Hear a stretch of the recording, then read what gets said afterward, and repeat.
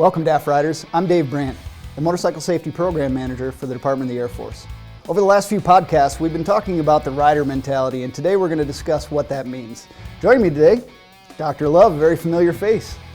Dr. Love here, and I am the Air Force Risk Management Program Manager and have a little bit of experience riding bikes back in the day.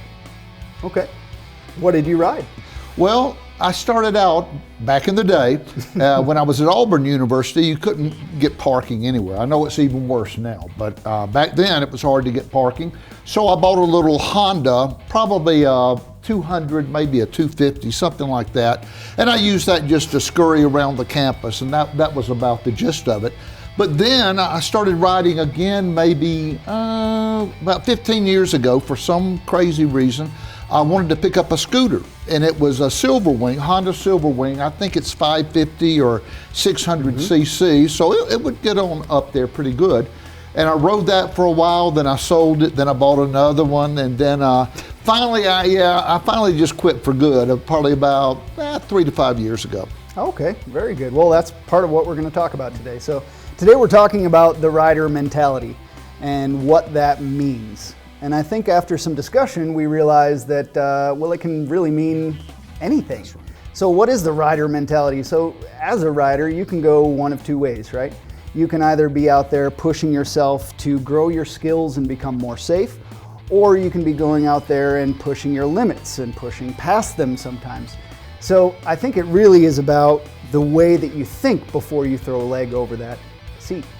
Yeah, I would agree. And as far as the rider mentality, how you're going to approach it, it's not just the ride, it's prior to the ride. How much, well, risk management are we doing? And everybody does some risk management. I mean, you come to a red light and you stop. Well, that's risk management because you know you should stop, so you go ahead and stop. And the speed you're going, but then we get into things about how big of a bike do you ride. I knew I couldn't ride a big gold wing and everything, especially at this stage of life, so I didn't want to go that big. But if I'm not going to go that big, then I'm going to limit where I'm going to ride. The ride's more of in-town, slower type traffic and things like that. So the more experience you get, or the more access you have to people that have experience, and the more stories you swap and tell. I think that helps lead to a better mentality about how am I going to approach this whole thing. Absolutely. And you can do, I mean, we talk about real-time risk management. A car pulls out, what I'm going to do. So you got to make the decision then, but prior to then, I can already make some risk management decisions about how I would probably handle it. What are my options? So you can kind of prepare yourself for that. And I know back when I did ride, I knew the conditions that would exist that would, to me, would be, that's a no-go. I'm not riding in that. If I waited until the exact time, I might, waffle a little bit. Exactly. But if I look back and say, when I was clear-headed and had no real emotional input about really wanting to do it or not wanting to do it, I said this wouldn't be safe. So I was able to stick to that plan. So nice. Part of your the mental attitude of how we approach it does deal with the safety, and it does deal with setting some parameters before we ever get on the bike. Absolutely. So it really comes down to knowing what your limits are, which I think on two wheels, a lot of times we push past those limits sometimes.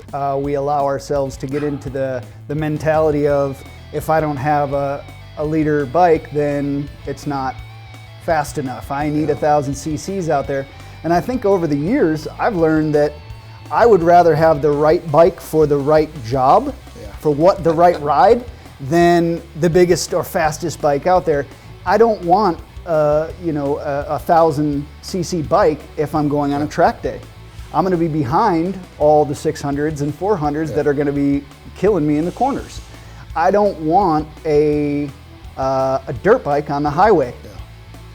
Well, and I don't want to ride my bike, even the adventure bike, I don't want to take out into environments that are way beyond that bike's capability or my skills. So it's really identifying when we're riding past our skills.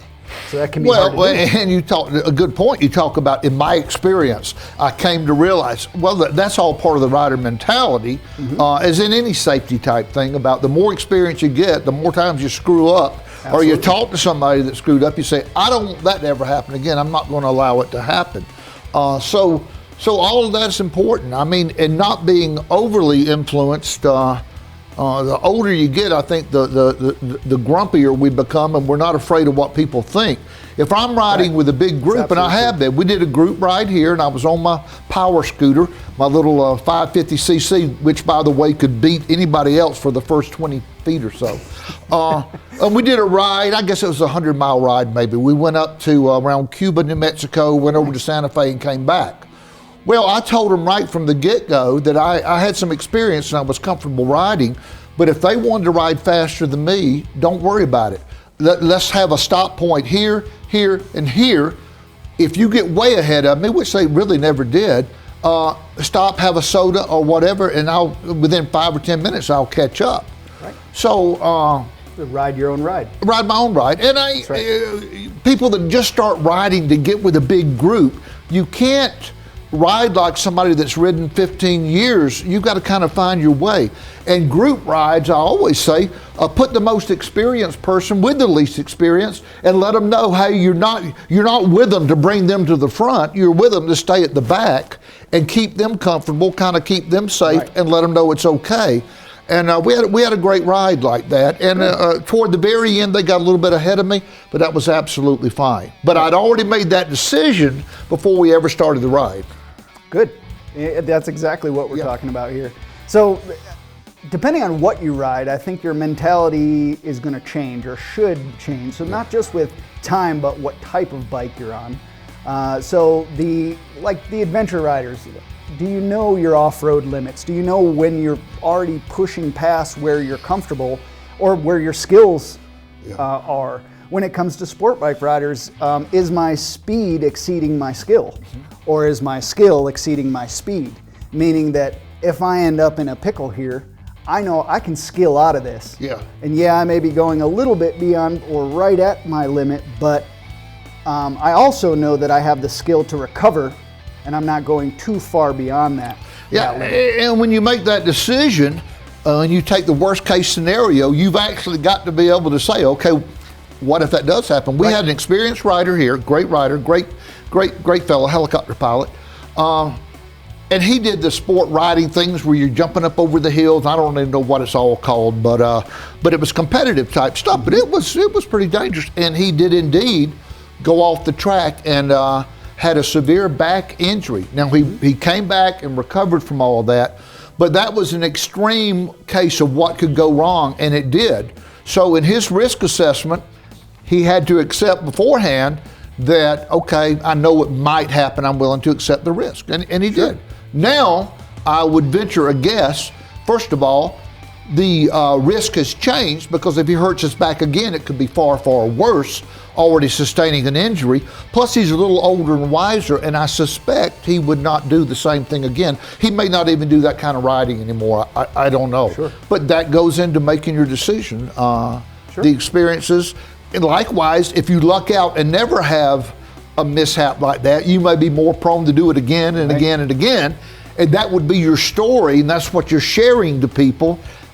So there's a little bit of a dance there as far as making decisions based on your experiences, others' experience. I think we all do well, whatever we're doing, to read a good cross-section of success and failure in any of the adventures we go to, be it rafting, be it people that parachute for fun, I guess skydiving, mountain climbing. If you've been fortunate enough to never have an accident, I think you do well to get on the internet or somewhere and search for stories of what did go wrong and why it went wrong. That's only going to make you better at whatever you do. Absolutely. And you just hope that you're within those parameters that you can control, right? Yeah, so exactly. I read something this week that I found interesting. It says we grow by pushing to our limits, not past them. I would agree with that. And the problem is when you push the limit, how do you know when you passed it? Well, I just had my wreck or what? But within a controlled area, having a coach, a rider coach, or a companion with you, whatever activity you're doing, and they've got more experience, and you trust their ability to judge where you're at, I think that's an aid. Otherwise, if you don't know what you don't know, it's easy to push too far. But again, I really think, especially today, we have so much access to information, the internet and everything. Back in my day, we didn't have all that stuff. But you can educate yourself a lot better, not only on success, but on failure. You can easily do a search for motorcycle mishaps. Or there's so many safety organizations out there. Our websites, Navy has a website, there's DOD websites, there are commercial websites about safety, and most of these cover some pretty good things. And if you keep reading them and you see the same story or the same technique come up everywhere, that's a clue bird landing on your shoulder, whispering in your ear that this is probably valid. So I think everybody can get better if you put a little work into it. And as my father used to say, a little bit of fear is a good thing. I was prone to jump in the water as a young fella and just swim around. It never bothered me. I remember one time we were at the rec center, a city pool, and I went underwater. It must have been about 5 or 6. I was absolutely fine, and he was sitting on the side in a chair, fully clothed, and he dove in to save me, and because he wasn't going to wait on the lifeguard. But I told him I was absolutely fine, and that's what he proclaimed, that a little bit of fear is a good thing, and it is. And that is true. I think we have some of that naturally, and sometimes in order to improve our skill, we have to kind of push up to our limits. So to me, pushing past limits quickly has diminishing returns once you realize you're in a position that you can't skill your way out of. Well, I mean, that's absolutely true. I mean, when you're in the middle of about to crash, hey, I pushed past my limits. Yeah, I might be a little past. Yeah, that's the point of realizing it. That's why I think it's so good to have somebody with you that's more experienced. Oh, we're going to talk about that. That's where we're heading right into. Any activity, sure. Absolutely. I mean, it's important to grow your skills through the courses and through mentorship from quality rider mentors. And I want to emphasize quality rider mentors. And a quality rider mentor would never push you past your limits, not theirs. They're not going to bring you to their limits. They're not going to push you past yours. And they're going to understand your skill level. So those are the mentors that we need to be looking for. And as we're looking for mentors out there, I think it's important to remember that miles ridden does not equal skill. Years on the highway do not equal skill. Skill equals skill, which means that if you're not practicing and improving on your ability to control your machine, then you're just twisting a throttle, and most people can do that. So that is not what, in my opinion, you should be looking for in a mentor. You really should be looking for someone who is constantly improving their skills and would never say, oh, I've been riding for 20 years and I just know. Or I ride 100,000 miles a year in a straight line, so I know how to control. Well, that may or may not be true. So I'm not saying that those people with that experience or riding like that yearly can't be mentors, because perhaps they are working on their skills. But when looking for a mentor, I think it's important that you're paying attention to how that person rides themselves. Are they constantly improving their skills, or are they resting on their laurels, if you will? I think that's right. Any kind of mentor you pick in life, absolutely. I look at, who do I want to emulate? Who do I want to be like? I like the way that person does that. If I'm going to play a guitar, boy, I like that lick that person just played. I'd like to hang out with that person and learn more. Same thing goes over to riding or any other safety aspect. How are they doing it? Does that impress me? Does the safety aspect, does their confidence level, and does their track record support me choosing them for a mentor? Absolutely. Absolutely. So we're introducing the term BOMS as a almost rider pre-check, and what we're looking for is for you to consider the acronym. So we have our body. Are we physically ready to ride? Are there any physical limitations to me riding today? Am I organized? Am I ready for the ride that I'm going to ride? Do I have the right gear? Is my bike in the right setup for whatever I'm riding today? Am I organized for this ride? And then third is your mind. Is your mind ready? And we separate the body and the mind because we're talking about your brain, right? The big meaty mushy thing between your ears. Is that working the way that it should, or are we distracted? Are we distracted by things going on at home or at work? And not that would necessarily keep you from riding, but maybe just something to consider while you're on your ride. I need to kind of clear that out of my head while I'm out there. A lot like aircrew, right? Yep, we leave it at the ladder, right? And then our last letter is bike skills, or bike, and then bike skills. Do I have the skills to safely complete this ride? Am I riding with experienced riders that are way beyond my skill level? Do they know my skill level, or am I just trying to pretend that I'm as good as they may think I am? So it's important, I think, to understand your bike skills. So we're going to try to introduce the bombs concept. So we'll have T-clocks for the machine pre-check, and then we'll have bombs as just something that a rider can run through in their head before they hit out there. Yeah, I know my bike's good to go, but am I? As my body, yeah, I'm good to go, organized. Yeah, I know where I'm going and what I'm doing. You know, is my mind in? Yeah, I'm in a good spot. You know, things are good. And then, you know, my skills. I know that today I'm not riding anywhere outside of my skill level, well within it. So I'm ready to ride. A quick check, right?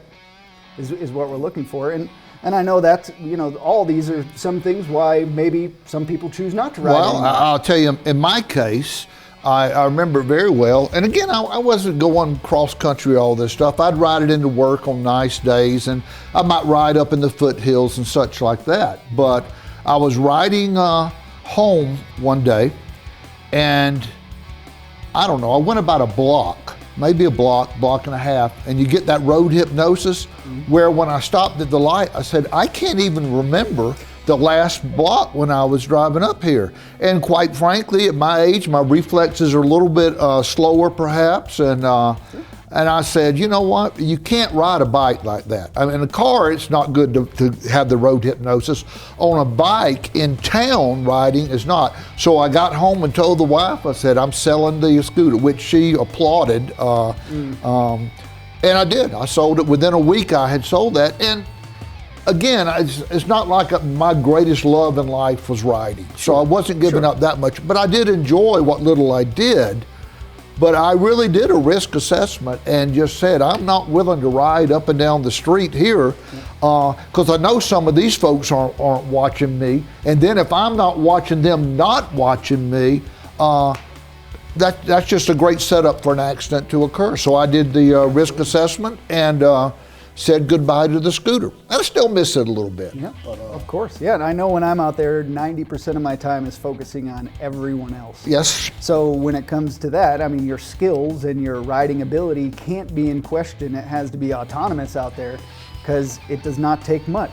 Right. And I'm not saying if you have one session like that, you need to go home and sell your bike. But I do think you need to assess your overall skill level, and again, how fast your reflexes are, how much experience you have, and is the benefit worth it? And to me, although I enjoyed riding the scooter, I also enjoy eating an ice cream sandwich, and that's a lot safer. So I'm still eating ice cream sandwiches, but I'm not riding anymore. Yeah, it's real risk management. Just understanding that you came to a limit, and it just I mean, that's what risk management is, right? It is. Cost versus reward. Is it worth it? That's why you've got to do your risk management and I've got to do mine, because it's going to be a little bit different.